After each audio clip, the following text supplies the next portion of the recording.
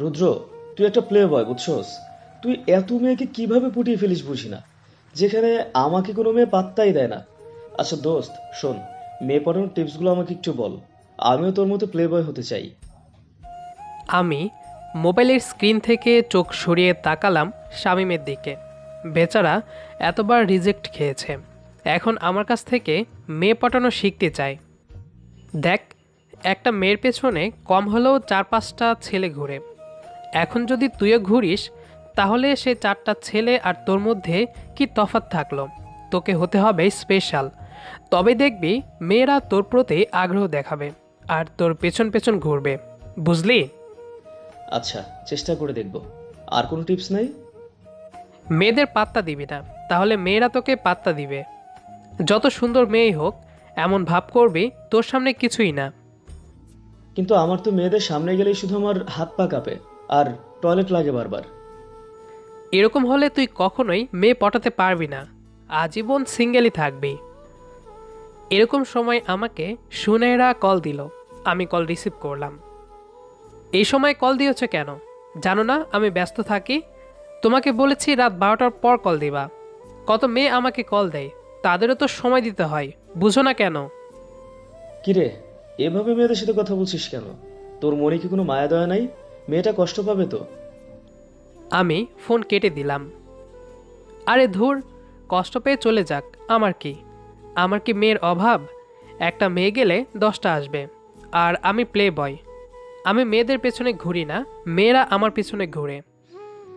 শোন, একদিন তোর জীবনে এরকম একটা মেয়ে আসবে যে কিনা তোকে প্লে বয় থেকে একেবারে ভালো বানিয়ে ছাড়বে। তখন তুইও ভালো হয়ে যাবি, বুঝছিস?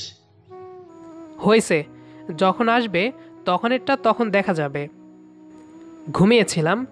সকাল 10টায় ফোনের রিংটনে ঘুম ভাঙল। ফোন করছে সুনেরা। আমি ফোন রিসিভ করলাম। হ্যালো বেবি, কই তুমি? আমি কলেজে যাচ্ছি, একটু মিট করো প্লিজ। মিট করলে আমার কী লাভ? আমি যা চাই দিতে পারবে তো? যা দুষ্টু, আমার শরম করে তো। আচ্ছা আসো, দিব, সমস্যা নাই। চুমু খাওয়ার জন্য বিছানা ছেড়ে উঠলাম। তাড়াতাড়ি দাঁত ব্রাশ করে কালো শার্ট পরলাম। ছেলেদের প্রতি মেয়েরা একমাত্র কালো শার্টেই দুর্বল হয়, এটা প্লেবয়রা জানে। রাস্তা দিয়ে দৌড়ে যাচ্ছি, হঠাৎ একটা মেয়ের সাথে ধাক্কা লেগে গেল। মেয়েটির হাতে বই ছিল, সেগুলো মাটিতে পড়ে গেল। এই মেয়ে, দেখে চলতে পারেন না রাস্তাঘাটে? এসব আবল কোথা থেকে যে আসে? মেয়েটা বোরখা পরা, চোখে কাজল দিয়েছে। আমি বইগুলো তুলে তার হাতে দিলাম। নাম কি আপনার? কোন কলেজে পড়েন? আমার নাম রুহি, আইডিয়ার কলেজে পড়ি। ধন্যবাদ আমার হেল্প করার জন্য। বাই। ওকে বাই, পরে দেখা হবে। আরও কিছুক্ষণ দৌড়ানোর পর দেখি রাস্তার পাশে দাঁড়িয়ে অপেক্ষা করছে সুনেরা। আমি তার কাছে গেলাম। কি গো, চলো তোমাকে কলেজে দিয়ে আসি। একটা রিক্সা নাও তো, আমি হাঁটতে পারবো না। আমার কাছে টাকা নাই, থাকলেও আমি মেয়েদের পিছনে টাকা খরচ করি না। আসলে আমার বাবার অনেক টাকা, কিন্তু সেগুলো আমার জন্য খরচ করি, কোনো মেয়ের জন্য খরচ করব না। হইছে, কিপটা কোথাকার। তুমি আমাকে কিপটা বললে কেন? তুমি জানো আমি চাইলে তোমাকে কিনে নিতে পারি। ধুর, প্রেমই করব না তোমার সাথে, ব্রেকআপ। আচ্ছা সরি, এমন করো না প্লিজ। আচ্ছা রিক্সা নাও, রিক্সার ভাড়া আমি দিব, আর তোমাকে সিগারেটও খাওয়াবো। এখন খুশি? সিগারেট খাওয়ালে ঠিক আছে, যাও মাফ করলাম। এখন টাকা দাও, 1 প্যাকেট ব্যঞ্জন কিনবো। সুনেরা টাকা দিল, আর আমি 1 প্যাকেট ব্যঞ্জন কিনলাম। তারপর তাকে কলেজে পৌঁছে দিয়ে বাসায় আসলাম। গোসল করছিলাম, এমন সময় আরেক গার্লফ্রেন্ড কল দিল, রিয়া। আমি কলটা ধরলাম। এই সময় কেউ কল দেয়? এখন হচ্ছে গোসল করে ভাত খাওয়ার সময়। এই সময়ে আর কল দিবে না। গোসল করছিলাম, তোমার জন্য আর করতে পারলাম না। আচ্ছা সরি, এই সময় আর কল দিব না। শোনো, তুমি চাইলে আমি তোমাকে গোসল করিয়ে দিতে পারি। ওকে, কবে গোসল করিয়ে দিবা বলো? আজকে আমাদের বাসা খালি আছে, চলে আসো। এই না হলে আমার গার্লফ্রেন্ড। দাঁড়াও, আসতেছে এখনই। তাড়াতাড়ি শার্ট প্যান্ট পরে রেডি হয়ে গেলাম। চকবাজারের মোড়ে রিক্সা থামতেই দৌড়ে গিয়ে লিফটে উঠলাম। দেখি লিফটে সেই সকালের মেয়ে রুহি। তুমিও এই বিল্ডিংয়ে থাকো? আচ্ছা, কত তলায়? আমি 6 তলায় থাকি। ও আচ্ছা, অন্য একদিন তোমার বাসায় যাব চা খেতে, ঠিক আছে? না না, আমার ফ্যামিলি অ্যালাউ করে না ছেলে বন্ধু। আমি তো কারো বন্ধুও না ভাইও না। ওকে, তাহলে কোনো রেস্টুরেন্টে চলো যাই চা খেতে।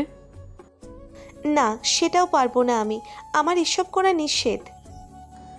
এমন সময় লিফট খুলে গেল আর রুহি বের হয়ে গেল। আমি নামবো 10 তলায়, তাই লিফটেই ছিলাম আর ভাবছিলাম, জীবনের প্রথম কোনো মেয়ে আমাকে পাত্তা দিল না, মুখের ওপর না করে দিল। এই মেয়ের মধ্যে নিশ্চয় স্পেশাল কিছু আছে, যে করেই হোক এই মেয়েকে পটাতে হবে। লিফট থেমে গেল 10 তলায়। আমি বের হয়ে কলিং বেল চাপতেই রিয়া দরজা খুলে দিল। আমি তাকে জড়িয়ে ধরে বিছানায় নিয়ে গেলাম। কি গো, বলছো না যে গোসল করে দিবে? এখন চলো গোসল করি। এমনিতেও তুমি যে হট, উফ, আমার এখনই গরম লাগছে। তোমাদের এখানে এত গরম আর তুমি জামা কাপড় পরে আছো কিভাবে? সব কথাটা বলেই আমি নিজেই রিয়ার সব জামা কাপড় গোসল করা শেষে আমি বের হয়ে গেলাম। এই মেয়েটাকে এখন ব্লক করে দেব। লিফট দিয়ে নিচে নামছি, হঠাৎ 6 তলায় লিফট থেমে গেল আর তখনই রুহি লিফটে উঠল। ওর হাতে কি যেন কাগজ। কি ম্যাডাম, কোথায় যাওয়া হচ্ছে? হাতে কি এটা, কিসের কাগজ? আমার আম্মু খুব অসুস্থ, ওনার জন্য ঔষধ কিনতে বাইরে যাচ্ছি। তা কোনো ছেলে কি নেই তোমার পরিবারে যে ওষুধ এনে দিবে? না, আমার কোনো ভাই বোন নেই। আমার বাবা মালয়েশিয়াতে জব করে আর আম্মু খুব অসুস্থ, এখন আমাকেই দৌড়াদৌড়ি করতে হচ্ছে। চলো আমি তোমাকে ওষুধ কিনে দেই, যদি তোমার আপত্তি না থাকে। থ্যাংক ইউ ভাইয়া। ভাইয়া মানে? একটা থাপ্পড় দেব তোমাকে। আমি তোমার কোন জন্মের ভাই? সরি। আচ্ছা দাও, কাগজটা দাও, দেখি কি কি ওষুধ নিতে হবে দেখি। রুহি আমার হাতে কাগজটা দিল। এখানে যেসব ওষুধের নাম লেখা সেগুলো তো অন্য রোগের। তোমার আম্মুর কি রোগ হয়েছে? আমার আম্মুর পেটে পাথর আর ওনার শরীর খারাপ। এগুলো তো বাড়তি ওষুধ দিয়েছে। ডাক্তাররা আজকাল রোগী না দেখেই ওষুধ দিয়ে এটা ব্যবসা শুরু করে দিয়েছে। কোন হাসপাতাল থেকে নিয়েছো এটা? রুহি হাসপাতালের নাম বলল। কোনো হাসপাতালের বদনাম করতে চায় না, তাই তাই এখানে সেই হাসপাতালের নাম লিখলাম না। রুহিকে নিয়ে চলে আসলাম সেই হাসপাতালের সামনে। তুমি বাইরে দাঁড়াও। ডাক্তারের নাম কি যেন বললে? হ্যাঁ মনে পড়েছে, আমি একটু ভেতর থেকে আসি। হাসপাতালের ভেতরে গিয়ে দেখি ডাক্তার সাহেব কানে কটন বার দিয়ে কান পরিষ্কার করছে। কলার ধরে দিলাম কয়েকটা ঘুষি। শালা কুত্তার বাচ্চা, বসে বসে টাকা ইনকাম করিস? মানুষ বাঁচলো নাকি মরলো এতে তোদের কিছু যায় আসে না। তোরা প্রেসক্রিপশন না দেখেই ওষুধ লিখে দিস কেন? তোরা ডাক্তার, মানুষের সেবা করবি, তা না করে কেন মানুষের জীবন নিয়ে খেলিস? ডাক্তারের ঠোঁট কেটে রক্ত বের হচ্ছে, সেখানে হারপিক ঢেলে দিয়ে আসলাম বাইরে। রুহি দাঁড়িয়ে অপেক্ষা করছিল। চলো, কাজ শেষ হয়েছে। আপনি কি ডাক্তারকে মেরেছেন? আপনার হাতে? তাই বললাম। মার খাওয়ার কাজ করলে তো মারবই। আগে মানুষ ডাক্তার হতো মানুষের সেবা করার জন্য, এখন মানুষ ডাক্তার হয় টাকা কামানোর জন্য। এই হচ্ছে আমাদের দুনিয়া। ডাক্তারকে মেরে আমার হাত একটু কেটে গিয়েছিল, তাই সেখানে ফু দিচ্ছিলাম বারবার। রুহি সেটা লক্ষ্য করলো। সে তার হ্যান্ডব্যাগের থেকে রুমাল বের করে আমার হাতে বেঁধে দিল। এই প্রথম আমি আমার জন্য কারো ভালোবাসা দেখলাম। এতদিন আমি ভেবেছি ভালোবাসা মানে শরীর, এখন তো দেখছি শরীরের ভালোবাসাই ক্ষণিকের সুখ। এখন আমার মনে একটা হাওয়া বয়ে গেল ভালোবাসার, তা বলে বোঝানো যাবে না। আমি একদৃষ্টিতে তাকিয়ে রইলাম রুহির চোখের দিকে। হয়েছে, এখন চলুন, আমাকে বাসায় পৌঁছে দেন। আমি বাড়ি গিয়ে আম্মুর ওষুধ খাওয়াতে হবে। আমিও ভদ্র ছেলের মতো মাথা নাড়িয়ে সম্মতি জানালাম। রুহিকে বাসায় পৌঁছে দিয়ে আমি খাটে বসে আছি, ঘুম আসছে না। সারাক্ষণ রুহির কথা মনে পড়ছে। শামীম আমার রুমমেট, সে বিষয়টা লক্ষ্য করলো। কি রে মামা, তুই কি প্রেমে পড়ছিস নাকি? তুই না প্লে বয়, মেয়েদেরকে শুধু খেয়ে ছেড়ে দিস। এখন তোর আবার কোন মেয়েকে ভালো লাগলো? কোন মেয়ে তোর মনে জায়গা করে নিল? আরে ফালতু প্যাচাল ভাল লাগে না। আমি রুদ্র, কখনো প্রেমে পড়ে না। আমার প্রেমে মেয়েরা পড়বে। তোর চোখ দেখেই বোঝা যাচ্ছে যে তুই আমার কাছ থেকে কিছু লুকাচ্ছিস। বল দোস্ত, কি হয়েছে তোর? এমন সময় কল দিল সুনেরা। আমি কলটা রিসিভ করলাম। হ্যালো, হ্যাঁ বলো, কি করো? একটা রোমান্টিক হট গল্প শোনাও না। আজ অনেক মুডে আছি, বাইরে বৃষ্টি পড়ছে, তুমি কাছে থাকলে রোম্যান্স করতাম। ছি, এসব কি বলছো? কিছু খেয়েছো নাকি আজ? তুমিই তো সব সময় বলো আমার সামনে পেলে নাকি কিলে খাবে। এখন তোমার কি হলো, মন খারাপ? দেখো, এখন এসব বাজে কথা শুনতে বা বলতে ভালো লাগে না। আর তুমি আর কল দিবা না, ব্রেকআপ। হ্যালো, শোনো, ফোন রেখো না প্লিজ। আমি ফোন কেটে দিলাম। কি হলো আজ আমার, আমি জানি না, কিন্তু আমার মন আজ ভালোবাসা চাইছে কেন? রিয়া ফোন করেছে। আমি ফোন ধরলাম। হ্যালো রিয়া, হ্যাঁ বলো, কি বলবা?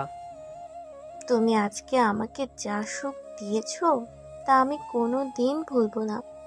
I love you so much. কালকেও বাসা খালি, তুমি কি আসতে পারবা? ফোন রাখলাম, বিয়াদব মেয়ে কোথাকার, তোর সাথে ব্রেকআপ। ফোন কেটে দিলাম। কি রে দোস্ত, তোর কি হয়েছে? একসাথে দুইটা ব্রেকআপ করে ফেললি। ব্রেকআপ না করে আমাকেও তো একটা দিয়ে দিতে পারতি নাকি? চুপ কর, যা ঘুমা গিয়ে। পরের দিন রোদের মধ্যে দাঁড়িয়ে আছি আইডিয়ার কলেজের সামনে। এই কলেজে রুহি পড়ে, ওর জন্য অপেক্ষা করছি। এমন সময় রুহি বের হয়ে আসলো। আমি তাকে দেখে লজ্জায় চোখ নামিয়ে ফেললাম। সে আমাকে দেখে মুচকি হেসে আমার সামনে আসলো। আপনি এখানে কি করছেন? আপনার গার্লফ্রেন্ডও কি এই কলেজে পড়ে? তার জন্য কি অপেক্ষা করছেন? আসলে আমার গার্লফ্রেন্ড ছিল, এখন নেই। তুমি কি আমার গার্লফ্রেন্ড হবে? না, আমি গার্লফ্রেন্ড হব না। কথাটা শুনে যে কষ্ট পেলাম, হাতের ঘড়ি খুলে আছাড় মারলাম মাটিতে। রুহি একটা সিএনজিতে উঠে চলে যাচ্ছে। আমি দৌড়ে সিএনজিতে উঠলাম, তার পাশে বসলাম। কেন আমার গার্লফ্রেন্ড হবে না? আমার মাঝে কি দোষ? আমি জানি আপনি একটা প্লে বয়, মেয়েদের শরীর নিয়ে খেলেন, তারপর তাকে ডাস্টবিনে ছুঁড়ে ফেলেন। এসব কথা কে বলেছে তোমাকে? আমাদের বাসায় 10 তলায় রিয়া আমার বান্ধবী, ও আমাকে সব খুলে বলছে। আপনি মেয়েদেরকে প্রেমের নামে এইসব করে বেড়ান। আপনি তার সাথেও এসব করেছেন। এখন আর তাকে আপনার ভালো লাগে না। আচ্ছা, কি করলে তুমি আমাকে ভালোবাসবে? আপনি কি ভালো ছেলে হতে পারবেন? সিগারেট ছাড়তে পারবেন? না, সিগারেট ছাড়তে পারবো না। তাহলে আপনি আপনার রাস্তায় থাকেন আর আমি আমার রাস্তায়। আমি টানা 1 মাস তোমার কলেজের সামনে দাঁড়িয়ে থাকবো, যতক্ষণ না তুমি রাজি হবে ততক্ষণ। কথাটা বলে সিএনজি থেকে নেমে একটা সিগারেট ধরালাম। বাসায় এসে শুয়ে আছি, মন খারাপ। কি রে দোস্ত, তোর মন খারাপ কেন? ছেঁকা খাইছিস নাকি? তুই তো সবসময় ছেঁকা দেস, তোরে আবার কে ছেঁকা দিল? নাম কি ওই মেয়ের? ধুর, মজা করিস না তো, আমাকে একা থাকতে দে। তোর নাম্বার ব্লক লিস্টে, তাই সুনেরা আর রিয়া আমাকে কল দিয়েছে। সুনেরা বলছে ওকে যেন তুই মাফ করে দিস, আবার যেন কথা বলা শুরু করিস। আর রিয়া বলেছে তোকে না পেলে হারপিক খাবে। এত কিছু থাকতে হারপিক কেন খাবে? ওকে বল ইঁদুর মারা বিষ খেতে। আচ্ছা, পরের বার ফোন দিলে বলে দিব যে তুমি ইঁদুর মারা বিষ খেয়ে মরে যাও। মেয়েটা তোকে রিয়েল লাভ করে, পিচ্ছি তো তাই আর কি। আচ্ছা শোন দোস্ত, তুই কিছু মনে না করলে আমি ওর সাথে প্রেম করি। ওয়াক্থু, আমার খাওয়া জিনিস তুই কেন খাবি? তোর কি ঘৃণা লাগে না? সমস্যা নাই, বন্ধু মানে সব শেয়ার করে খাওয়া। আচ্ছা, তোর যা মন চাই কর, আমাকে বিরক্ত করিস না। একদিন 2 দিন চলে গেল। আমি রুহির কলেজের সামনে দাঁড়িয়ে আছি। ঝড় তুফান রোদ বৃষ্টি কোনো কিছুই আমাকে থামাতে পারে না। এভাবে চলে গেল 1 মাস। আজ রুহি কলেজ থেকে বের হয়ে দেখলো আমি দাঁড়িয়ে নাই। তার বুকের ভেতরটা হাহাকার করে উঠল। আজ তার কোনো কাজে মন বসছে না। তার কাছে মনে হচ্ছে সব আছে, কি যেন নেই। তারপর রিয়াদ থেকে নাম্বার নিয়ে আমাকে কল দিল। আমি তখন মুভি দেখছিলাম, সানাম তেরি কাসাম। রুহির কল পেয়ে আমি কলটা রিসিভ করলাম। হ্যালো, কে বলছেন? আমি রুহি। আজকে আপনি কলেজের সামনে দাঁড়াননি কেন? দেখুন ম্যাডাম, আমার একতরফা ভালোবাসায় কিছু আসে যায় না, তাই সরে আসছি। কে বলেছে আপনার একতরফা ভালোবাসা? মানে, তুমিও আমাকে ভালোবাসো? কাল কলেজের সামনে দাঁড়ায়েন, আপনাকে নিয়ে ঘুরতে যাব। আচ্ছা ঠিক আছে। কলটা কেটে দিলাম। শামিম, তোর লুঙ্গিটা কই রে দোস্ত? কেন, কালকে কি লুঙ্গি পরে দেখা করতে যাবি নাকি? আরে না, লুঙ্গি ডান্স দিব। পরের দিন কালো শার্ট পরে অপেক্ষা করছি কলেজের সামনে। রুহি বেরিয়ে এলো। তারপর একটা রিক্সা নিলাম। আমি মুগ্ধ হয়ে তার দিকে তাকিয়ে আছি। সে বারবার চোখ সরিয়ে নিচ্ছে। যদি কিছু মনে না করো, আমি তোমার হাতটা ধরি। আমি তার হাতটা ধরে নিজের বুকের মাঝে রাখলাম। তারপর গান ধরলাম। আমার ভেতর বাহিরে অন্তরে অন্তরে আছো তুমি হৃদয় জুড়ে। রুহি লজ্জা পেয়ে বারবার চোখ বন্ধ করে ফেলছে। বুড়িগঙ্গা ব্রিজের সামনে এসে রিক্সা থেমে গেল। একটা নৌকা ভাড়া করলাম। নৌকায় শুয়ে আছি রুহির হাঁটুতে মাথা রেখে। রুহি চুলে হাত বুলিয়ে দিচ্ছে। আচ্ছা রুহি, তুমি এত দেরিতে রাজি হলে কেন? কারণ আমি তোমাকে পরীক্ষা করলাম যে তুমি আমাকে সত্যি ভালোবাসো কিনা। আমি কতদিন ভিজেছি বৃষ্টিতে, তোমার কি এসব দেখে একটু মায়া হয়নি? মায়া হয়েছিল, মন চেয়েছিল তোমার চুল মুছে দিই আমার ওড়না দিয়ে, কিন্তু লজ্জায় সামনে যেতে পারিনি। আমি রুহির হাত ধরলাম। তারপর পকেট থেকে আংটি বের করে তাকে পরিয়ে দিলাম। রুহির হাতে একটা আংটি দিলাম, সেও আমাকে পরিয়ে দিল। এখন থেকে আমি শুধু তোমার আর তুমি শুধু আমার। আমি আর অন্য মেয়েদের দিকে তাকাবো না। আমি ভালো হয়ে গেছি। অন্য মেয়েদের দিকে তাকালে মায়ের দিব, মায়ের, বুঝলেন? I love you Ruhi. Love you too. আকাশে ঝলমলে রোদ, চারিদিকে ধুলোবালি রাস্তাময়, তার মাঝে নদী, তার মাঝে আমি আর রুহি। বেঁচে থাক কিছু ভালোবাসা। খারাপ ছেলেরা সত্যিকারের ভালোবাসা পেলে ভালো হয়। গল্পটি কেমন লেগেছে সেটি অবশ্যই কমেন্ট করে জানাবেন। দেখা হবে আবারও নতুন কোনো গল্প নিয়ে। সে পর্যন্ত আমাদের সাথেই থাকবেন। ধন্যবাদ সবাইকে।